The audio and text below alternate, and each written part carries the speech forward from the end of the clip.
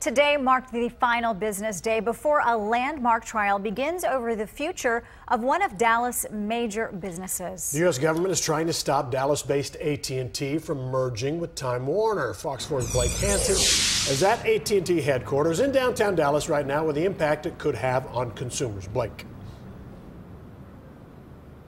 Yeah, both AT&T and the government are gearing up for what could be a 6 to 8 week long trial. It is very complicated, but it has economists, lawyers, and business people from all around the world watching because the outcome could have a permanent impact on consumers.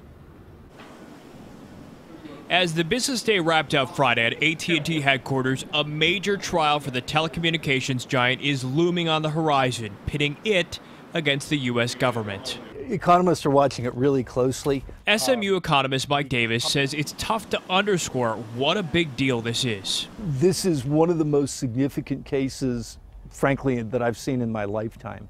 The Department of Justice sued to block AT&T's merger with Time Warner in November. It was a major setback for AT&T, which is trying to use the merger to add programming to its portfolio and compete with others like Amazon and Netflix. CEO Randall Stevenson seemed stunned that November day that they were blocked. Obviously, we're surprised to be here, and candidly, I'm a bit troubled by it. They were surprised because it's what's called a vertical merger, since the two merging companies are involved in the same supply chain, entertainment, but both do different things. The government hasn't tried to stop a merger like this since the 70s, but expressed concern AT&T's control over Time Warner programming could be risky for AT&T's competitors. The government's theory here is really very novel, that somehow AT&T is going to leverage their power in this market to gain an advantage of this market, and that's not how the world usually works. These type of cases are extremely tough for the government to win. Attorney Chad Ruback, who is not involved in the case, says the burden is on the government.